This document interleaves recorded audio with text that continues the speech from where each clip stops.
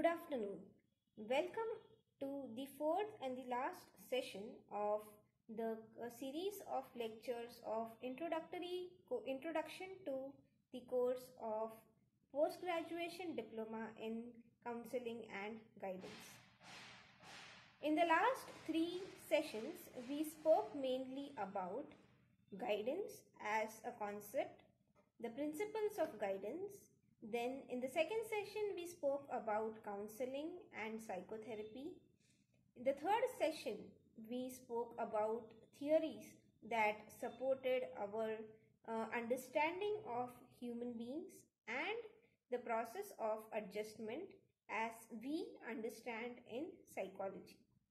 So this kind of gives us an overview about human behavior and also our responsibilities and roles as counselors or professionals in the field of psychology. In this fourth and final paper, we are going to deal with something that will help us understand the specific human behavior of our client. The name of this paper is Assessment and in Guidance and Counseling. When we talk about assessment, it is important to know that why do we need assessment in counseling? In order to resolve any issue, in order to solve any problem, it is important that we have a clear understanding of what the problem is. And assessment helps us in doing that. Assessment helps us in a couple of ways when we are dealing with our clients. Firstly, it helps us understand the behavior patterns of the client. It also helps us understand the specific issues or concerns the the client is facing. Along with the nature of the issue, okay. So now when we talk about assessment, when we use the term assessment, we start this process from the moment we see our client for the first time. How the client is appearing, or what is the physical appearance of the client, what the manner in which the client comes to us, the manner in which the client shares his or her concerns in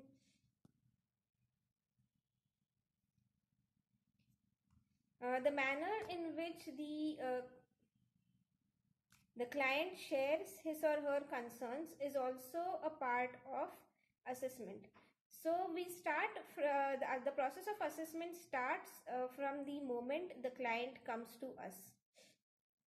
As a counselor, we will regularly assess our clients throughout the process of counseling. So we'll assess the client throughout from start to finish. However, most of the assessment will take place in the earlier stages of counseling.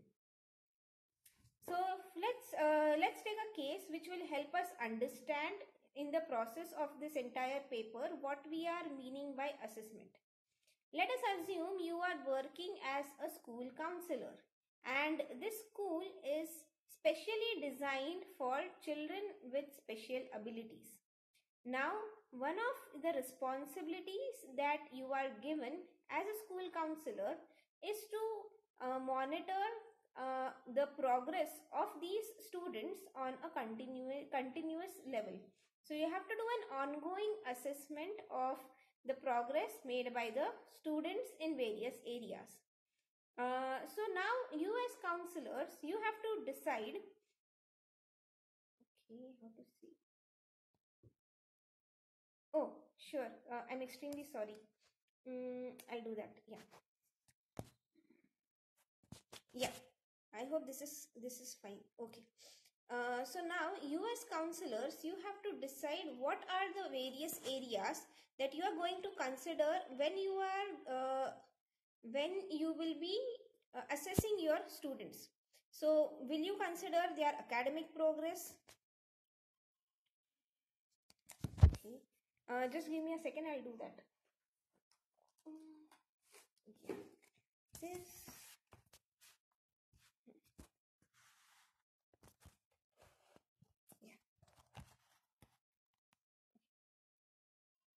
Is the angle more clear now? Okay. So now, when we are talking about assessment, firstly you will have to create markers of various areas that you are planning to assess. Are you going to base your assessment on their academic level? What are the other areas that you will include in your assessment? Their personal skills, cognitive skills, interpersonal skills, uh, physical development. So firstly you will have to list down various areas of that you will use, that you are going to use to measure their performance.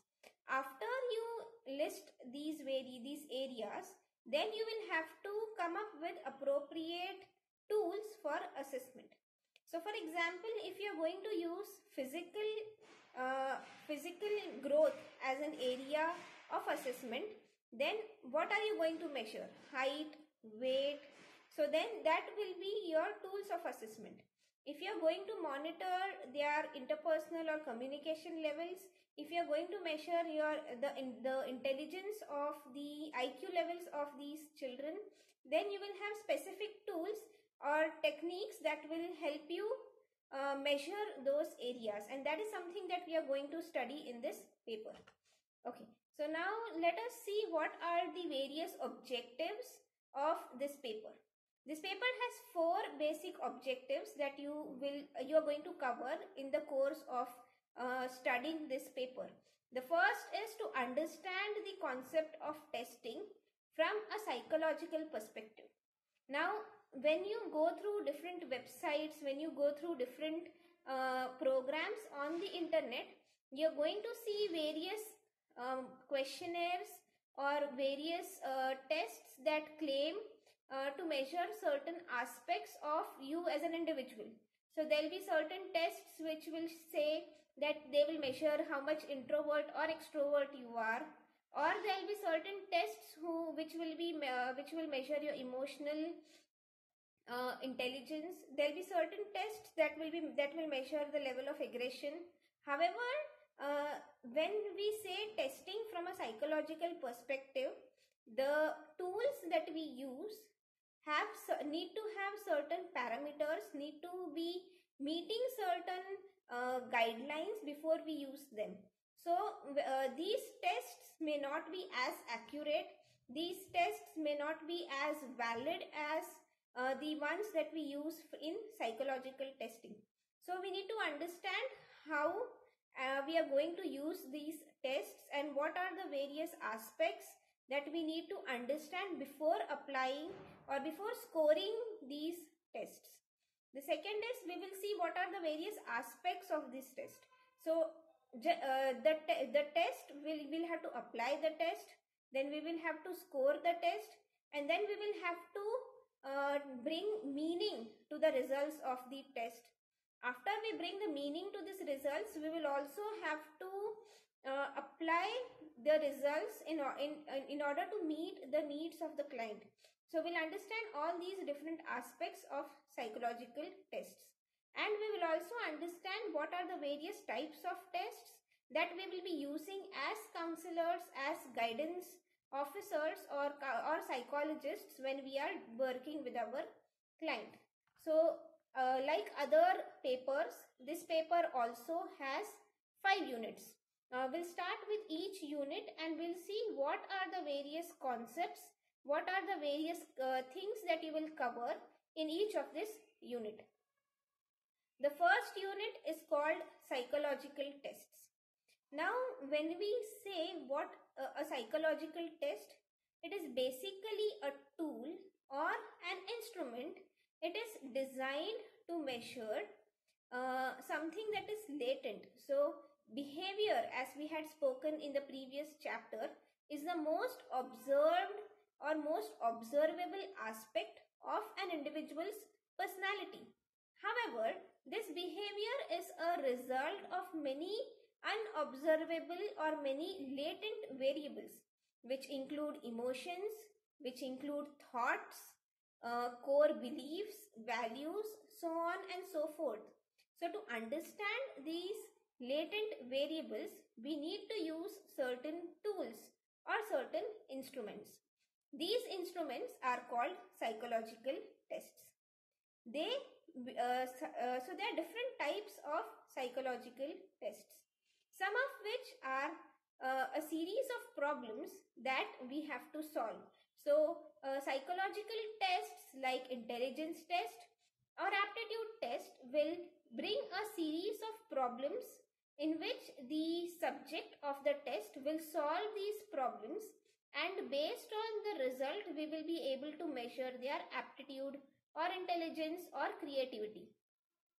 Another type of tests are where a subject will have to select a response from a series of responses. So a situation will be given to the subject and a series of responses will be given. So the subject has to decide what is the response the subject will select. So let's say there is a test on subjective well-being, or there is a test to measure the altruism in individuals. So here the subject will be given a situation and 4 options from which the subject has to select one option, and based on the responses we will be able to understand the beliefs that underlie the thinking of this subject. Psychological testing is a process of administration of psychological tests which are designed to be an objective and standardized measure of a sample behavior. So these tests are objective in nature. When we apply the psychological tests, we need to understand that our subjective biases or our judgments should not color the response of the client. Also, these tests are standard in the sense that before the test was actually developed, it was given to a number of people, and it was standardized so that the responses will be able to score on a general or a normative population. Now, when we talk about tests, the second unit talks about what are the characteristics of a good psychological test. So here we are going to discuss 5 basic characteristics that will define if the psychological test is good, in the sense if it actually meets the standard of a psychological test or no. In this chapter or in this unit, when you study in detail, you will also learn that if you want to develop a psychological test, how you will be able to maintain these standards while developing a particular test. So the first characteristic is objectivity. So while framing the questions should not be judgmental, in the sense that your own understanding of the world should not reflect in the questioning format, and hence the test should be subjective. For example, if we are talking about an intelligence test, and in the test we are using currencies or we are using measurement, then we need to know that different countries use different currencies or different tools of measurement. Hence, in order to make this test, or in order to make this question objective, we need to have the option of changing that currency or tool or the weight or the measurement that we are using. The second is reliability. Now, reliability means the same, for example, if we talk about an intelligence test. So if we give this test to one person, this person should, the result of this test should be in congruence with the result of other intelligence test. So for example, if we already have different tests of intelligence like Stanford, Binet, or so if the person has applied this particular test, like say WISC or WAIS, and then the person is applying your intelligence test, then the results should be more or less similar. The third is validity. Validity means that the test should measure what it says it will measure. So now in reliability, let's say for example, reliability is like a weight scale. So if you stand on the weighing scale 5 times, the weight should be same. Or if you measure your temperature with a thermometer 5 consecutive times, it should be same or similar. That is reliability.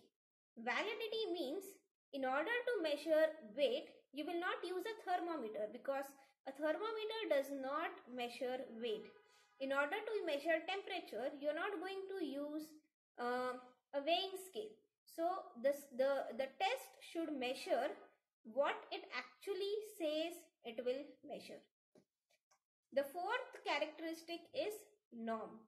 Now, when we are giving your subject a particular test, you need a parameter to compare the scores of this particular subject. For example, when you measure weight, again I am going to a physical measurement because it is easy to explain. So when we are measuring weight, we know that there is a certain parameter that the body mass index will say whether the person is underweight, overweight or obese or normal. Similarly, when you are measuring IQ levels or intelligence levels, when you are measuring certain personality traits, you should also have certain parameters or certain norms that will say if the score was above average, average or below average, or if the score has certain meaning with regards to the client. The fifth is practicability. In simple words, the test should be practical. The test should not be very lengthy because the subjects may not have longer attention span. Also, longer tests or more items means the test will become very difficult to score. So it will not be practical for the subject or for you as a scorer. So these are the 5 characteristics of a good psychological test. When you study this unit in detail, you will be shown what are the different ways in which you can measure these characteristics. So how can you measure the reliability of a test? How can you measure a validity? A validity of a test? How can you set different norms for your test? And it will also show that how can you improve or make your test more objective, reliable, so on and so forth. Now this brings us to the third unit. After we have seen what are the various forms of psychological tests, we should also know that psychological tests are not the only means of assessment. There are different forms in which we can understand the client's behavior apart from these assessments. So in the next unit, you will study what are the various techniques of assessment. The first technique is called clinical interview. Now, when we talk about clinical interview, it is the interaction that you have with your client and you try to gather as much information from the client as you can.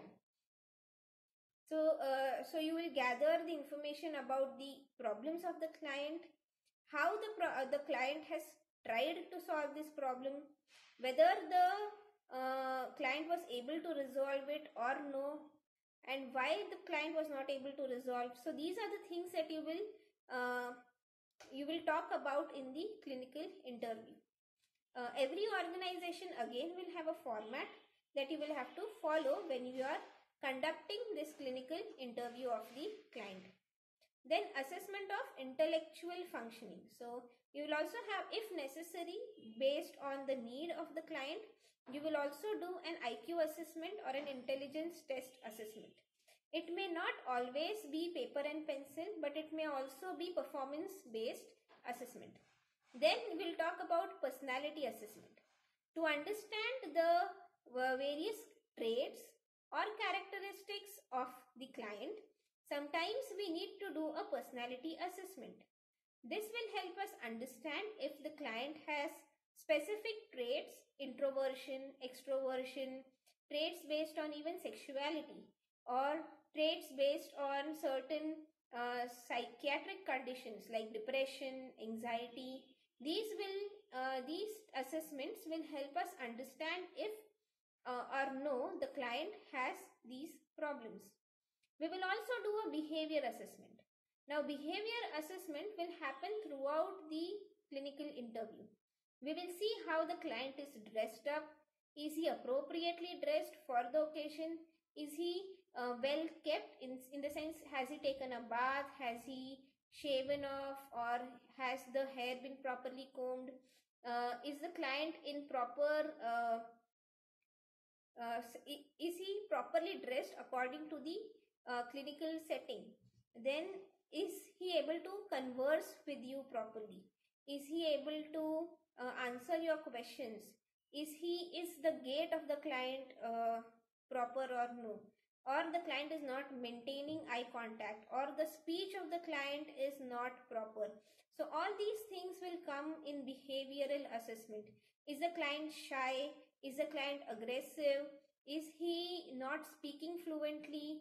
Do you feel that the client is hiding something purposefully or not opening up to you as a counselor? So these are the things that you will use as techniques of assessment during your process. And based on these techniques, you will come up with the plan of treatment. So the diagnosis of the client will be based on this assessment, and based on your diagnosis, you are going to come up with the intervention strategy for this particular client. So now we have spoken about clinical interview, we have spoken about behavioral assessment. These two techniques are mainly based on your skills, and there are parameters when we talk about these two methods or techniques of assessment. However, these are based on the organization that you are working. So when we talk about clinical interview, it has firstly the basic background of the client. For example, name, age, gender, sometimes even family composition. Then we talk about the current problems, that what are the problems that the client is facing at this particular moment. Is it mood swings? Is it a lack of confidence? Is it anxiety? What are these problems? Since how long is the client facing these problems? Are these problems a result of a specific event, or they have started out of a blue? If there is a particular event associated with these problems, then you can address the event. If the problems have suddenly come up, then what is the reason for these problems coming now and not before? Is the client aware that the client has this problem, or the client is not willing to agree that he or she has issues or problems? We also need to see if the client has tried seeing doctor, medications, or has seen some other spiritual leaders for help. Because what happens is sometimes students or children with mental retardation or learning disabilities, parents also go and seek spiritual help or help from other sources. So we need to see that if the client has gone to these sources, because this will help us understand the mentality of the parents in a better way. And we need to see if the client has seeked this treatment. Has this treatment been useful? So these are the things that will help us understand the clinical part of the client's problem. When we talk about behavioral assessment, as I had spoken earlier, the first and foremost thing that will come to our mind is the physical appearance of the client. After that, we need to understand the speech. How is the client talking? Then the thought processes. Do you think that the thought processes is in sync with what he is talking, or do you think the client has delusions, or the client has problems in understanding what you are saying? The client is not able to formulate sentences properly. After understanding the thoughts, we also need to study the emotions. Is the client extremely sad or anxious or overly happy? Or also, the emotions of the client, are they in sync with what he is saying? For example, the client is relating a very sad event of his or her life, but the client is smiling and the client is not showing any any emotions that a normal sad person would show. So that you need to see. You also need to see if the client is properly sitting, the client is able to pay attention to what you are saying, or the client's mind is wandering and he is not able to continue conversation, and you have to bring the client back again and again in your conversation. You might also need to do certain tests to see if the client is in proper state of mind, like asking him date or time, to see if the client is aware of the changes, because sometimes the client may not be aware of what time of the day is, what date is. So depending on the condition, you will have to do a complete behavioral assessment of the client. In some clinical terminologies, it is also called present state examination or the current state examination. So these things will give you the current situation or the state of mind of the client. The other two tests that we had spoken about, intelligence functioning and assessment of personality, this is something that we are going to deal in detail in the next unit. So coming to unit 4, that the name of the unit is Test of Mental Ability, Interests, Value and Personality. So here we talk about 4 different types of tests. We talk about intelligence tests, personality tests, then tests of mental ability, and specific tests for specific psychiatric conditions. So when we talk about intelligence tests, there are 2 types of intelligence tests. The first is paper and pen, in which the student or the subject will have to solve problems using a paper and pen. So there will be verbatim or a lot of words will be used in these kind of tests. The second kind of test is personality test. Here, instead of using paper and pencil, you will be using other parameters that will test a child's intelligence. So a small list of different intelligence tests is as follows. The first one is Stanford Binet Intelligence Scales. The second one is Woodcock-Johnson Tests of Cognitive Abilities. The third one is Raven's Progressive Matrices. The fourth one is Wechsler's Adult Intelligence Scale. And there is also a Wechsler's Intelligence Scale for kids. Then there is a Cattle's Culture Fair Test. Then there is a Reynolds Intellectual Assessment Scales. And the last one is Thurston Primary Mental Abilities. Now there are many other tests also, but these are some that are used more frequently. Now when we talk about these tests and when we are talking about other tests also, every test will have 2 things. The first thing is the scoring. The second thing will be norms. Scoring will tell you how to rate the performance of an individual on these tests, and norms will tell you how to take out meaning of these particular scores. Also, you need to see that some of the tests will have norms for Western population. Some of the tests will have norms for Indian population. Now, when you are conducting these tests on Indian population, it will be better if you can use those tests which have Indian norms as well. Since the abilities, the culture of the Western environment and Indian environment is different, the norms are developed to suit the local population. Also, some of the tests might be available in regional languages.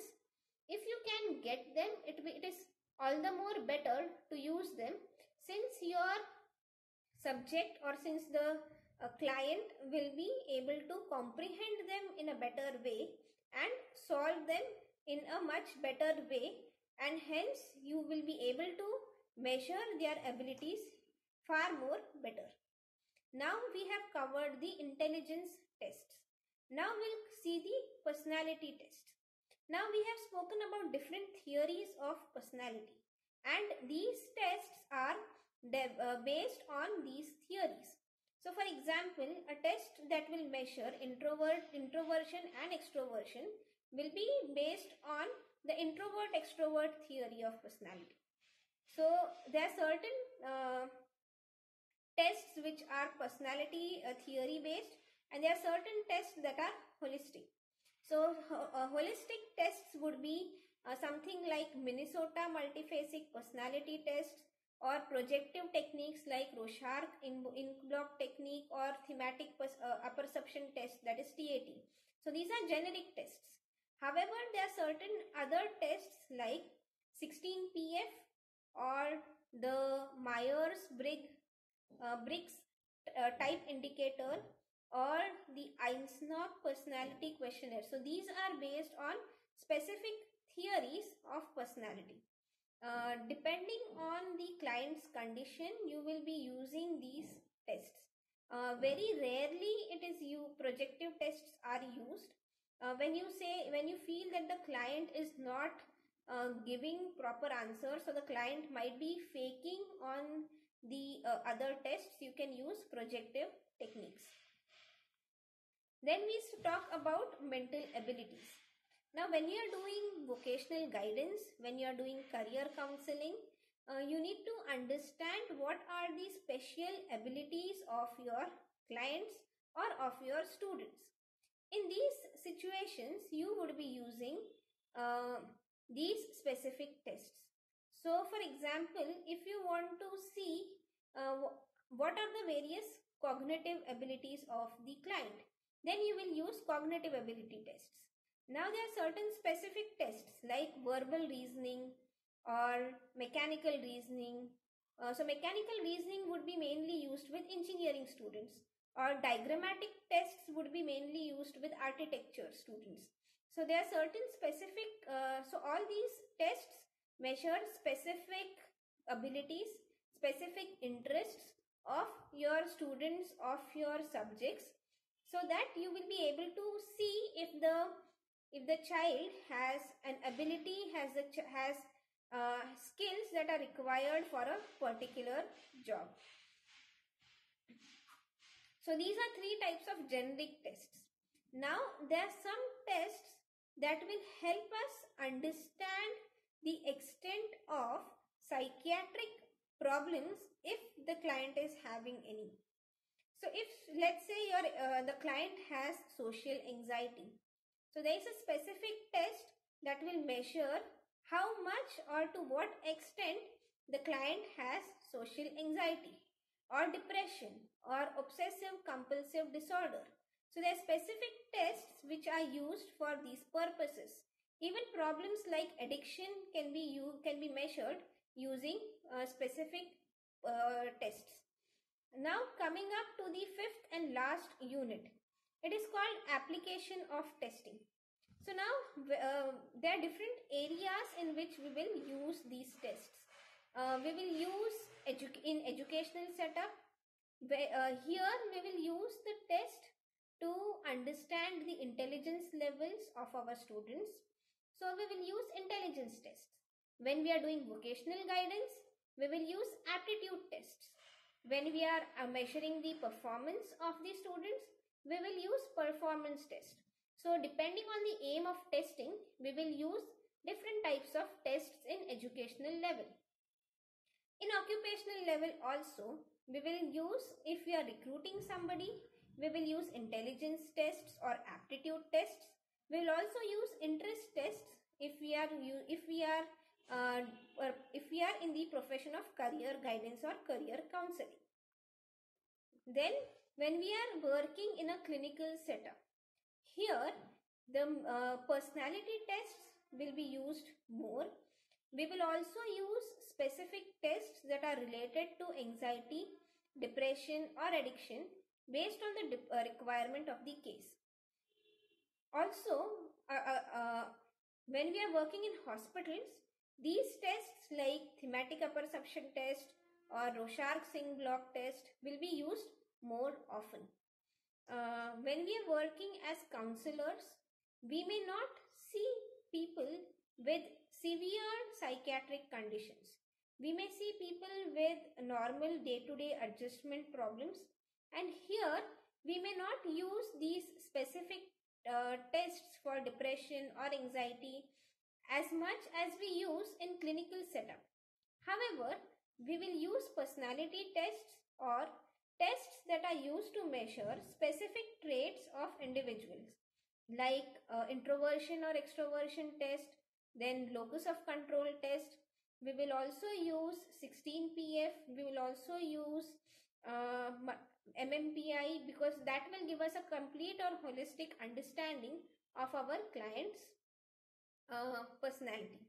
So now a couple of things that you need to remember when you are doing testing.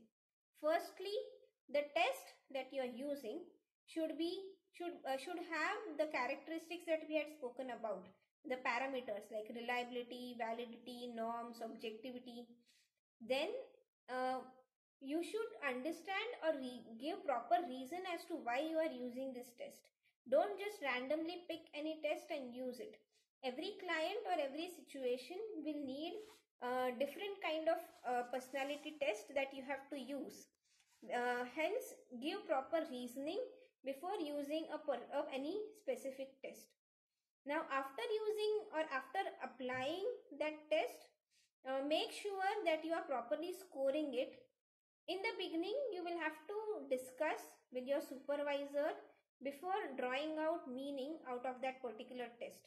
Just applying test is not enough. You will have to work with your supervisor to see if you are properly scoring it and you are using the norms to properly bring out the result. Hence, a small tip would be that practice on your friends and colleagues these tests as much as possible. If you have this test, then you can practice it, and only practice will help you able to calculate your results more effectively and score them more accurately in future. So that's all, friends. That was the unit and the last session of this series. I hope you found this motivating enough to read different books on this topic, and all the best for your course. Thank you very much.